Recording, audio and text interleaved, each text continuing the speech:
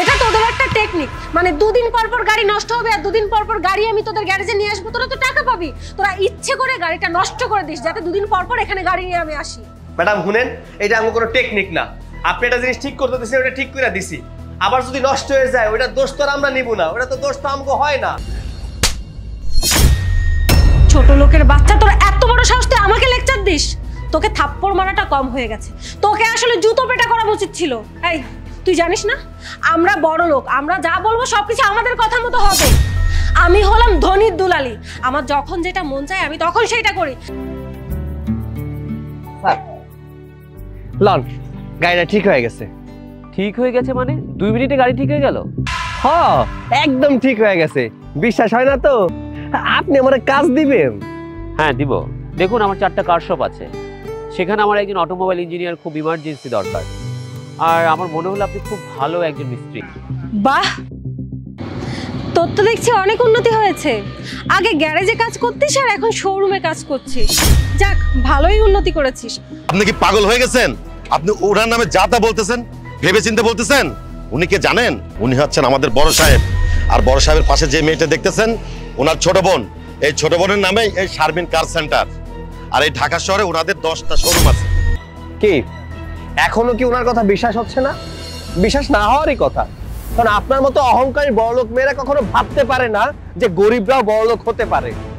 আপনাদের মাথায় সবসময় এটাই ঘোরে, যারা বড়লোক তারা সবসময় বড়লোকই থাকবে, আর যারা গরিব তারা সবসময় গরিবই থাকবে।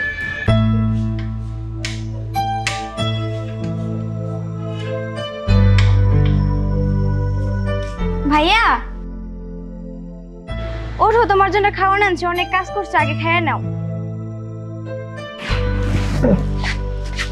কই তুই বাইরে যা। ভাই তাড়াতাড়ি একটু ঠান্ডা খায় নিও। আচ্ছা ঠিক আছে, তুই কোনো চিন্তা করিস না, তুই মার সেবা যত্ন কর, আমি হাতের কাছে শেষ করে আইতেছি। যা। আর শোনো, মার জন্য কিন্তু ওষুধটা নিয়ে যাও। আচ্ছা ঠিক আছে, ওষুধ নিয়ে আমনি যা। আচ্ছা তাহলে আমি যাইগা।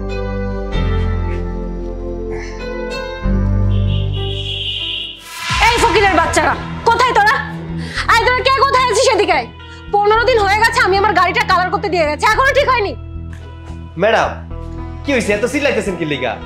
আরে গাড়ি ঠিক করতে দিয়েছেন, গাড়ি ঠিক করতে তো সময় লাগে তাই না? আমি আর একটা দিনও ওয়েট করতে পারবো না, আমার গাড়িটা এক্ষুনি ঠিক করে দিতে হবে। ম্যাডাম আপনি আমার থাপ্পড় মারলেন। থাপ্পড় মেরেছি, বেশ করেছি। এই থাপ্পড়টা আরো 15 দিন আগে তোকে মারা উচিত ছিল, কিন্তু আমি ভুল করছি। আমি যদি আগে জানতাম যে তোরা এত ঢিলামি করে কাজ করিস তাহলে তখনই থাপ্পড়টা মেরে যেতাম। ফকিন্নির বাচ্চা, আমি যদি আগে জানতাম তোরা কাজে এইভাবে ফাঁকি দিবি তাহলে কখনোই আমি এখানে রং করতে দিতাম না। ম্যাডাম আপনার গাড়িটা রং করতে গিয়ে দেখি আপনার ইঞ্জিনে অনেক সমস্যা, এর লেগে তো দেরি হইতাছে। আর ম্যাডাম এটা গাড়ি, যন্ত্রপাতির গাড়ি, এর মধ্যে ইঞ্জিন পাতি আছে, পার্টস পাতি আছে, এগুলো নষ্ট হয়ে যায়, এগুলো তো চিরদিন ভালো থাকে না, তাই এইগুলারে আবার রিপেয়ার করতে হয়, একটু সময় তো দিতেই হইব। আপনি শুধু শুধু আমারে মারলে, একটু বুঝাই কইলে তো হইতো। এই শোন, তুই একদম আমার মুখে মুখে তর্ক করবি না, এসব কিন্তু আমার একদম পছন্দ না। তুই কাজ করছিস, কাজ করার বিনিময়ে আমার কাছ থেকে টাকা নিচ্ছিস, তুই কি ফ্রিতে করে দিচ্ছিস? দিচ্ছিস না, তাহলে এত বড় বড় কথা কেন বলছিস? টাকা যেহেতু নিচ্ছিস অবশ্যই টাইম মতো আমার কাজ করে দিতে হবে। ম্যাডাম শুনেন, আপনার গাড়ি আগেও নষ্ট হয়ে গেছিল, আমরা ঠিক করে দিছি, আপনি টাকা দিয়ে দিছেন। এখন আবার নষ্ট হয়ে গেছে, রং করতে দিছেন, এখন তো আবার টাকা দিবেন তাই না? গাড়ি নষ্ট হয়ে তো আমাকে দোষ না। এটা তোদের একটা টেকনিক, মানে দুদিন পর পর গাড়ি নষ্ট হবে আর দুদিন পর পর গাড়ি আমি তোদের গ্যারেজে নিয়ে আসবো, তোরা তো টাকা পাবি। তোরা ইচ্ছে করে গাড়িটা নষ্ট করে দিস যাতে দুদিন পর পর এখানে গাড়ি নিয়ে আমি আসি। ম্যাডাম শুনেন, এটা আমার কোনো টেকনিক না।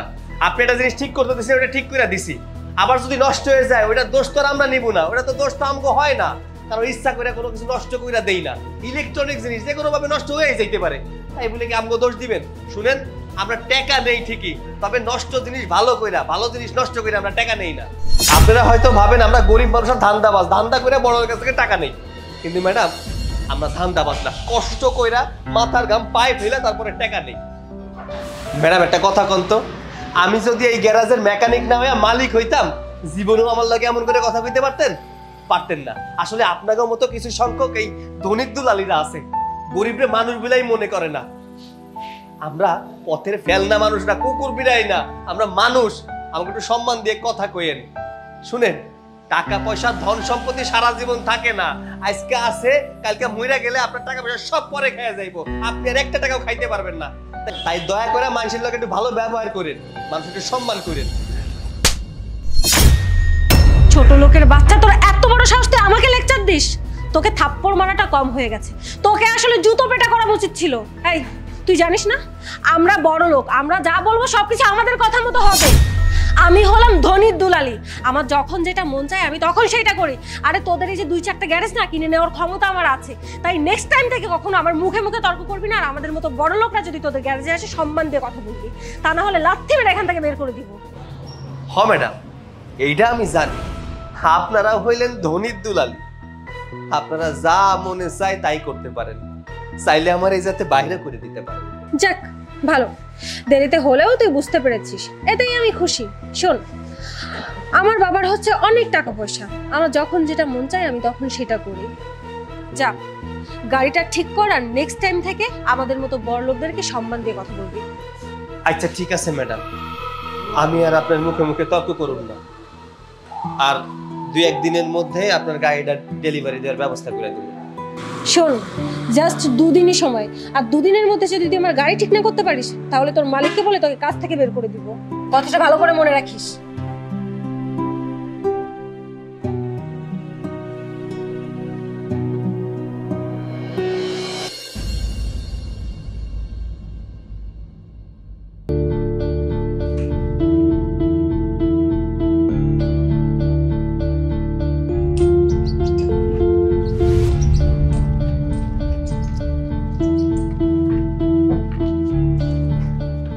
কি ব্যাপার, গাড়ির কি হয়েছে? না স্যার, বুঝতেছি না আসলে কি সমস্যা হয়েছে। একটু আগে তো ঠিকই ছিল। বুঝতে পারছো না মানে? 1 সপ্তাহ হয়নি, প্রায় 1,20,000 টাকা দিয়ে তুমি গাড়ি সার্ভিসিং করিয়েছো, তাহলে গাড়ির এই অবস্থা কেন? তুমি জানো যে আজকে আমার একটা ইম্পর্টেন্ট মিটিং আছে, ইন টাইম যদি সেখানে না পৌঁছায় আমার কোটি কোটি টাকা লস হয়ে যাবে। তুমি 5 মিনিটের মধ্যে গাড়ি ঠিক করো, আদারওয়াইজ আমি তোমাকে ফায়ার করবো। স্যার কোনো সমস্যা? আরে ভাই বলবেন না, মাত্র সপ্তাহখানেক আগে এই গাড়িটা আমি সার্ভিসিং করিয়েছি, তাও 1,20,000 টাকা দিয়ে। একটা ইম্পর্টেন্ট মিটিং এ যাওয়ার কথা আমার, বাট গাড়ি রাস্তার মাঝখানে নষ্ট হয়ে গিয়েছে। এদের দিয়ে কোনো কাজ হয় না। স্যার যদি কিছু মনে না করেন তাইলে গাড়িটা আমি একটু দেখতে চাইতেছি। হোয়াট? আপনি আমার গাড়ি দেখবেন? How can this possible? আপনি কি গাড়ির কিছু বোঝেন? না আসলে পারবো কিনা জানি না, তাই যদি চেষ্টা করতে দিতেন তাহলে একটু চেষ্টা করে দেখতাম আর কি। ঠিক আছে, দেখুন। আচ্ছা দেখতাছি।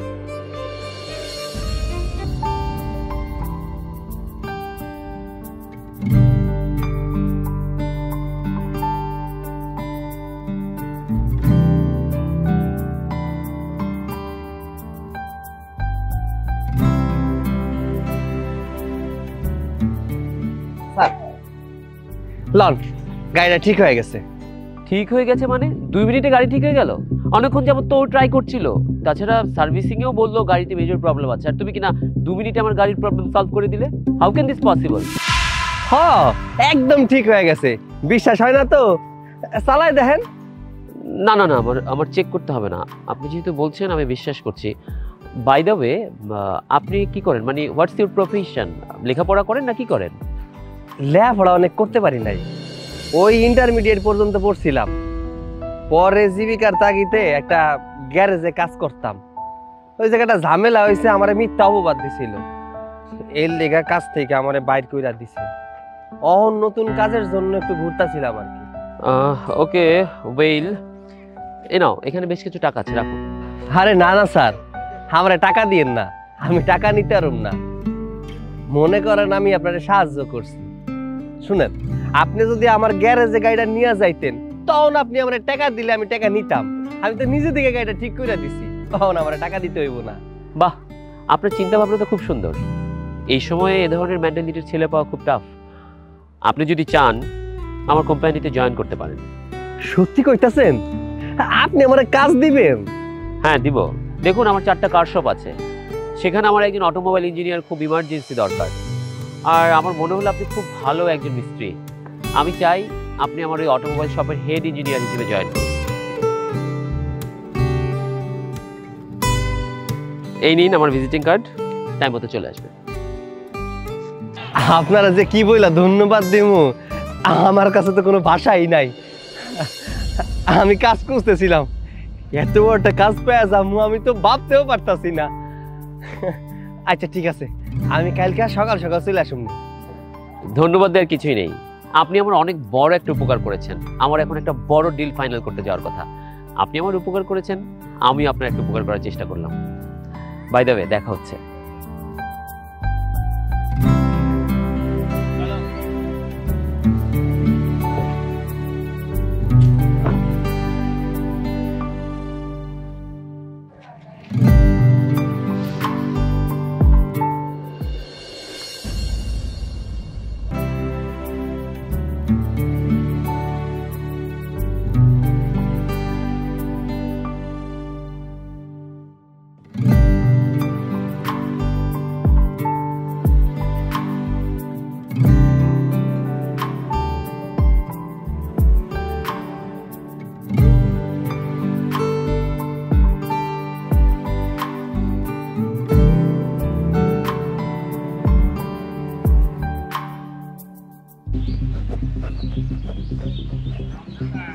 বাহ, তোর তো দেখছি অনেক উন্নতি হয়েছে।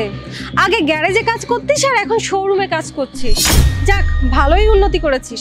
আচ্ছা, আমাকে একটা কথা বলতো, তোর স্যালারি কত? ধ্যাৎ, আমি এবার পাগলের মতো কি সব জিজ্ঞেস করছি। তোর স্যালারি আর কত হবে? এই 8 থেকে 10,000 টাকার মতো হবে। আর যদি তার থেকে বেশি হয় তাহলে 12,000 টাকা। এর বেশি ইনকাম করার সামর্থ্য তোর এখনো হয়নি। শোন, তোকে ফ্রিতে একটা টিপস দিয়ে যাই। আমাদের মতো বড় লোকরা যখন আসবে তখন আমাদের পায়ের কাছে পড়ে থাকবে, আমাদেরকে সুন্দর করে রেসপেক্ট করবি, এভাবে মাথা নিচু করে, আর আমাদের সঙ্গে খুব সুন্দর করে কথা বলবি। তাহলে দেখবি যে আমরা মাঝে মধ্যে তোদেরকে যে টিপস দিব এটা তো স্যালারি থেকেও বেশি হবে। এটা কিন্তু তোরই ফায়দা। শোন, আমরা বড় লোকরা কিন্তু এটা অনেক পছন্দ করি যে ছোট লোকরা এসে আমাদের পায়ের কাছে পড়বে, আমাদের কাছে কষ্টের কথা শেয়ার করবে, তাদের কি প্রয়োজন কি প্রয়োজন না হাত জোড় করে আমাদের কাছে ভিক্ষে চাইবে, সুন্দর করে কথা বলবে। এগুলো কিন্তু পার্সোনালি আমার অনেক পছন্দ, আর আমার মতো যারা বড় লোক আছে তাদেরও অনেক পছন্দ। সো এখন থেকে এই কাজটা কিন্তু অবশ্যই করবি। একটা জিনিস না আমাকে খুব ভাবাচ্ছে, তোর ড্রেস আপ তো চেঞ্জ হয়েছে কিন্তু তোর গা থেকে গন্ধটা এখনো আসছে। তুই না এখানে চাকরি করতে পারবি না, তোর যোগ্যতা নেই এখানে চাকরি করার। তোর জন্য তো ওই যে গ্যারেজে কাজ করা, তারপর হচ্ছে মানুষের হোটেলে কাজ করা, ওয়াশরুম পরিষ্কার করা, এগুলো তোর ফেসের সঙ্গে খুব ভালো মতো মানায়। আর তার থেকে বড় কথা হচ্ছে তুই একটা ছোট লোক, তুই তো এগুলোই করবি, তুই এখানে কেন কাজ করবি? না না না না না, এটা না আমি একদমই মানতে পারছি না। একটা কাজ করি, আমি তোর ম্যানেজারকে বলে তোকে এখান থেকে বের করে দিই, কারণ তুই তো এখানে কাজ করতে অভ্যস্ত না, তুই তো ওই সব জায়গায় কাজ করতে অভ্যস্ত, তুই তো নদ্রমা থেকে উঠে এসেছিস। তুই যদি বের হয়ে গিয়ে ওই কাজগুলোই করিস তাহলে তোর জন্য এটাই সুবিধা। আমি কিন্তু তোর কষ্টটা বুঝতে পারছি। আচ্ছা, এই যে শুনছেন, এক্সকিউজ মি। জি স্যার। এই যে জি স্যার কাকে বলছেন? আমি ডেকেছি, বলুন যে জি ম্যাডাম। আচ্ছা, একটা কথা বলুন তো, আপনাদের শোরুমে কি সব ফকিন্নিদেরকে ডেকে এনেছেন? মানে ও যদি এখানে থাকে তাহলে কি আপনার শোরুমে থেকে এই কারগুলো সেল হবে? কেউ কিনতে আসবে? আর অন্য যারা আছে তারাও আসবে না। কেন জানেন? কারণ ওর ড্রেস আপ চেঞ্জ হলেও ওর গা থেকে এখনো গন্ধ বের হচ্ছে। ও কে জানেন? ও হচ্ছে একটা গ্যারেজে কাজ করতো, ওখান থেকে এখানে এসেছে। এগুলো আপনারা যাচাই বাছাই করে তারপর চাকরিতে নেবেন না। প্রথম চাকরি করতে আসছে তো এই জন্য ড্রেস আপ মোটামুটি ঠিক আছে। কিছুদিন পর ওদের স্বভাব আগের মতো হয়ে যাবে, ওরা যেরকম নোংরা ভাবে থাকতো ওরকমই হয়ে যাবে। আর তারপরে এই যে গাড়িতে যদি দাগ ফেলে দেয়, গাড়িতে যদি দুর্গন্ধ ময়লা এইসব কিছু যদি মিশিয়ে ফেলে, তাহলে কেউ এখান থেকে গাড়ি কিনতে আসবে না। এগুলো কি আপনাদের কমন সেন্স নাই? এইভাবে যদি চলতে থাকে তাহলে আপনাদের মার্কেটিং পলিসি কিন্তু আস্তে আস্তে ডাউন হয়ে যাবে, আর এটা আপনাদের জন্য খুবই দুঃখজনক। আপনাদের কাছ থেকে এটা কখনোই আশা করা যায় না। এই আপনি আরেকটা কথা বলবেন না। আপনি কি পাগল হয়ে গেছেন? আপনি ওনার নামে যা তা বলতেছেন, ভেবে চিন্তে বলতেছেন। উনি কে জানেন? আমি যা বলছি ভেবে চিন্তেই বলছি। ওকে আমার থেকে ভালো আর কেউ চেনে না। ও হলো একটা মেকানিক যার 2 পয়সার মুরদ নেই, আর ওর এই দামি শোরুমে এই গাড়ির ভিড়ে থাকা। এই আপনি চুপ থাকেন। উনি কে জানেন? উনি হচ্ছেন আমাদের বড় সাহেব। আর বড় সাহেবের পাশে যে মেয়েটা দেখতেছেন ওনার ছোট বোন। এই ছোট বোনের নামে এই শারমিন কার সেন্টার। আর এই ঢাকা শহরে ওনাদের 10টা শোরুম আছে। আর বড় সাহেব এই শোরুম উদ্বোধন করছে। কি বলছেন আপনি এসব? আচ্ছা তুই বলতো এসব কি সত্যি? কি এখনো কি ওনার কথা বিশ্বাস হচ্ছে না? বিশ্বাস না হওয়ারই কথা, কারণ আপনার মতো অহংকারী বড়লোক মেয়েরা কখনো ভাবতে পারে না যে গরিবরাও বড়লোক হতে পারে। আপনাদের মাথায় সবসময় এটাই ঘোরে, যারা বড়লোক তারা সবসময় বড়লোকই থাকবে, আর যারা গরিব তারা সবসময় গরিবই থাকবে। আমি মেকানিক ছিলাম, গ্যারেজে কাজ করতাম। কেন? যারা মেকানিক থাকে, গ্যারেজে কাজ করে, যারা গরিব মানুষ, তারা কি বড়লোক হতে পারে না? অবশ্যই পারে। মন মানসিকতা চেঞ্জ করুন, মানুষকে সম্মান করতে শিখুন, দেখবেন মানুষ আপনাকে সম্মান করবে। আপনি তো সবসময় বলতেন আপনি একজন ধনীর দুলালি। ধনী মানুষরা কি এমন হয় না? সব ধনীরা এমন হয় না। টাকা থাকলেই বড়লোক হওয়া যায় না। বড়লোক হতে গেলে বড় একটা হৃদয়ের প্রয়োজন, যেটা আপনার নেই। আর বাই দ্য ওয়ে, আপনার পাশে যে গাড়িটা দেখতে পাচ্ছেন, এটার দাম 35 লক্ষ টাকা। আপনি যেন আমাকে কি বলেছিলেন? আপনার গাড়ির পাশে আমি থাকলে আপনার গাড়িটা নোংরা হয়ে যাবে। এখন আমি বলছি, আপনি যদি আমার গাড়ির পাশে থাকেন, তাহলে আমার গাড়িটা নোংরা হয়ে যাবে। আমি গ্যারেজে কাজ করতাম বিধায় আপনি আমাকে তুচ্ছ তাচ্ছিল্য করেছিলেন, আমার গায়ে পর্যন্ত হাত তুলেছিলেন। এখন আপনার জন্য যদি আমার গাড়িতে একটু ময়লা লাগে, তার জন্য যদি আমি আপনাকে থাপ্পড় বসিয়ে দেই, তাহলে আপনার কেমন লাগবে? শুনুন, আমার এই শোরুমে সর্বনিম্ন যে গাড়িটা আছে না, সেই গাড়িটার দামও 20 লক্ষ টাকা, যেটা আপনার গাড়ির থেকেও অনেক দাম বেশি। এখন চিন্তা করুন, আপনার জায়গাটা কোথায় আর আমার জায়গাটা কোথায়? আপনি প্লিজ আমাকে ক্ষমা করে দিন। আমি আসলে না জেনে বুঝে আপনার সঙ্গে অনেক অন্যায় করে ফেলেছি, কিন্তু বিশ্বাস করেন আজকের পর থেকে আমি আর এমন অহংকার করব না। আমার আগেই বোঝা উচিত ছিল যে গরিব হলেও তারাও মানুষ। আমি এত অহংকারী হয়ে গিয়েছিলাম যে আমি আপনার সাথে যা না তাই ব্যবহার করে গেছি। Please sorry. আর এখন থেকে আমি গরিব মানুষদেরকে অনেক সম্মান করব। দেখুন, কখন মানুষের ভাগ্যের চাকা কিভাবে পরিবর্তন হয়ে যাবে শুধুমাত্র উপরওয়ালা ছাড়া আর কেউ জানে না। মানুষকে আল্লাহ সৃষ্টির সেরা জীব হিসেবে সৃষ্টি করেছেন। তাদের ব্যবহার হওয়া উচিত অনেক ভালো। আর তাদের ব্যবহার যদি পশুর মতো হয়ে যায়, তাহলে কি করে হয় বলুন? আর হ্যাঁ, একটু আগে কি যেন কথা বললেন, আপনাদের মতো বড় লোকদের সামনে মাথা নিচু করে দাঁড়াতে হয়। সরি টু সে, আমি শুধুমাত্র খোদা তাআলার সামনেই মাথা নিচু করতে রাজি আছি, কোনো মানুষের সামনে নয়। আজকের পর থেকে আপনি কোনো মানুষের সাথে খারাপ ব্যবহার করার আগে একটাবার চিন্তা করবেন। আর হ্যাঁ, মানুষকে সম্মান করবেন, তাহলে মানুষ আপনাকেও সম্মান করবে। বোন, ভেতরে চল। হ্যাঁ ভাইয়া চলো।